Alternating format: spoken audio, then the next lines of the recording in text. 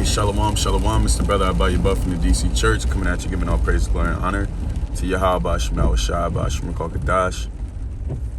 Salagya. To Yahweh Shemel Shai, Bashim Kadash. Yahweh being the Heavenly Father, Yahweh Shai being whom the world ignorantly calls Jesus Christ, Bashim in the name, recall meaning Spirit, Kadash meaning holy. These are the names and the powers that I come to you in order to profess the 100% truth and Lord's will seal the elect's faith. Shenya Kabak Abala Rakaz Ukraine Abba Aith, Shalom Barakum Labakam Shayash Allah. Peace and blessings be upon the elect of the nation of Israel. And to the men out there that's pushing this word of sincerity and truth, to you I say Shalom Barakum Atham. Peace and blessings be upon you. Now, without further ado, I wanted to make a quick video on a spiritual observation that I had, and something that I personally went through that, I kind of wanted to admonish Akim about and warn Akim about, that being the fact that we are, striving for that position of the Heavenly Father's chosen, his elect, it comes with a lot of ups and downs, which we understand, and it also comes with us being in different positions to where we may have abundantly sometimes, but then a lot of times we're not going to have abundantly. All right.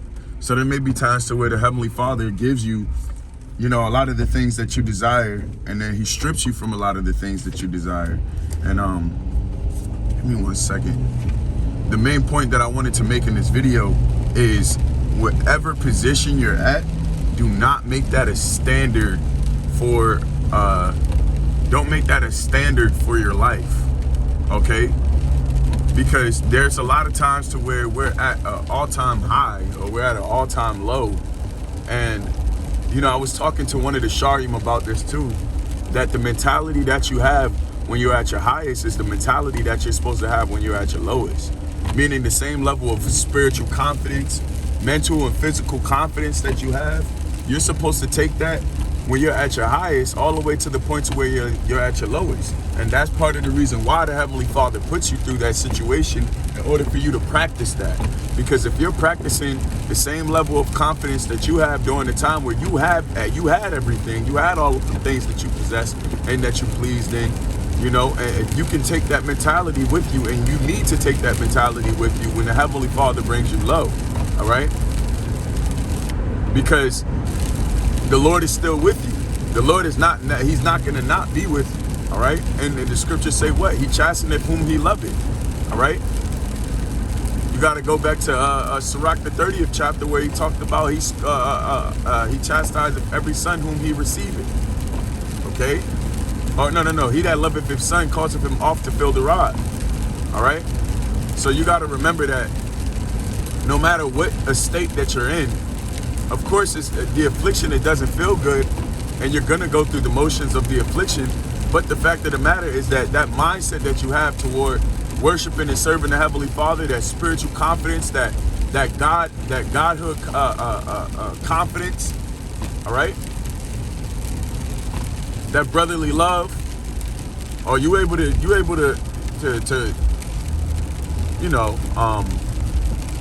take care of your brother and do all these things for your brother when you're at your highest, but at your lowest, are you being humble enough, and are you not being proud enough to allow a brother to actually help you? Okay?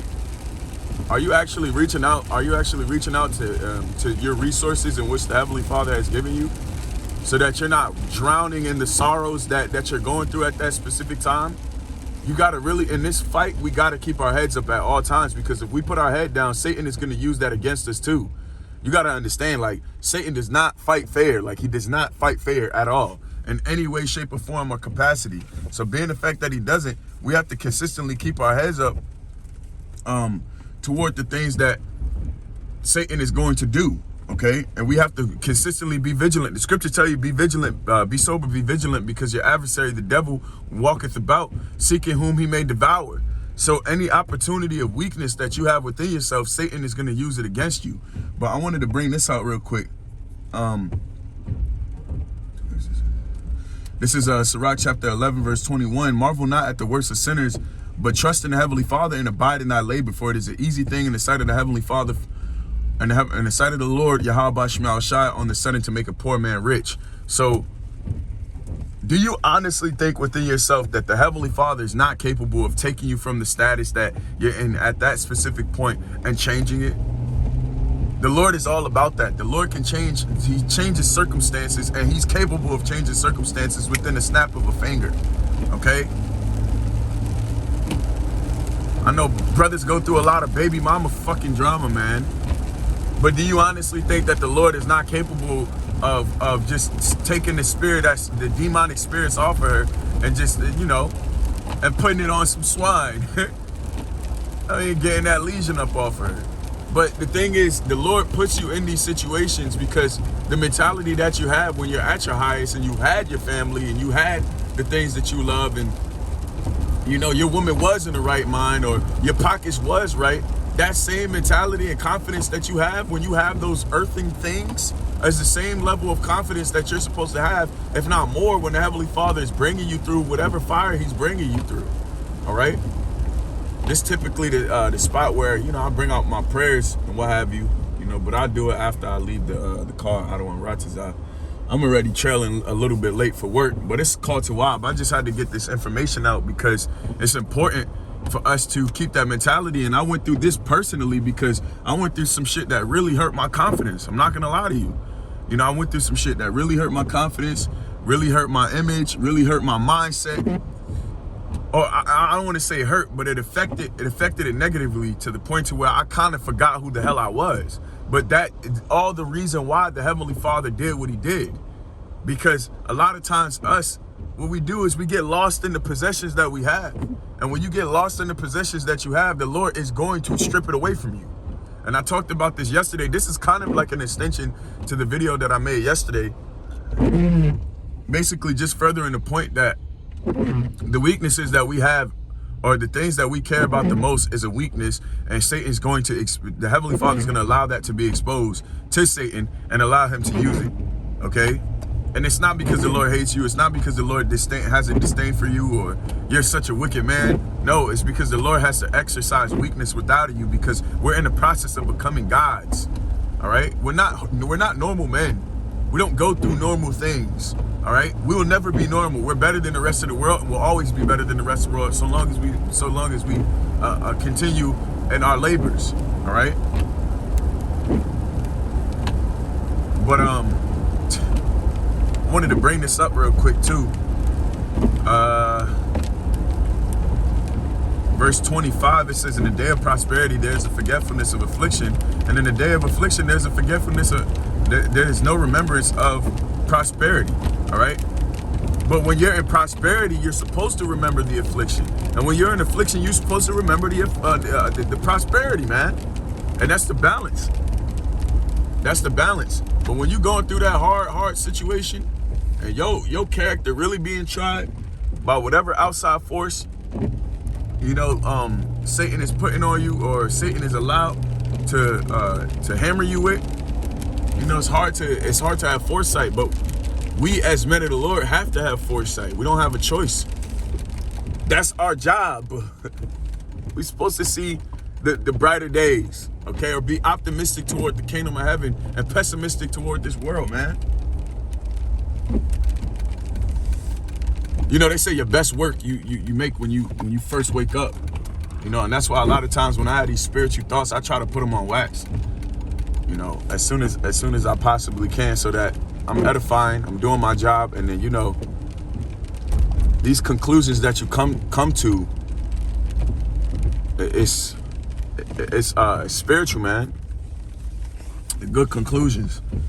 Nonetheless, let me bring this out real quick and finish this off. This is Sirach chapter 11, verse 25. It says, "In the day of prosperity, there's a forgetfulness of affliction, and in the day of affliction, there's no more remembrance of prosperity. For it is an easy thing unto the Lord in the day of death to reward a man according to his ways.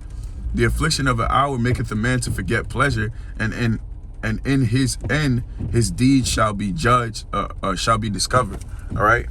So affliction does make us forget, and when we're being persecuted, you know, it's hard for us to keep in mind the things that the Heavenly Father had did for us, or the good things that the Heavenly Father had given us. But don't Don't lose sight of those things, man. And even if those things are attached to someone that you have a disdain for, you know, still appreciate the fact that the Heavenly Father has allowed you to experience things or experience pleasure in this world, and at the capacity of being righteous. Because the thing is, the Lord allowed you to go into that world of pleasure, but he didn't allow you to lose yourself in it, number one. And number two, the Lord allowed you to do it in righteousness, all right? So enjoy the fact that the Heavenly Father has allowed you to indulge. And remember the fact that the Lord can still give those things to you, but you're just in a season of where you have to go through affliction, all right? And don't get all caught up in the season and time that you're in. If the shit take a couple of months, the shit take a couple of weeks, shit can take a couple of days, hey, shit, if the shit take a couple of fucking years, just bear it, man. This is the last time we're gonna have to go through things. So just bear it manfully, man. What was Job told twice? The Heavenly Father told him to gird up his loins like a man. We got to do the same thing, bro. We're in the same boat. We're on the same path and journey, man. So with that, hey, I pray that you are edified.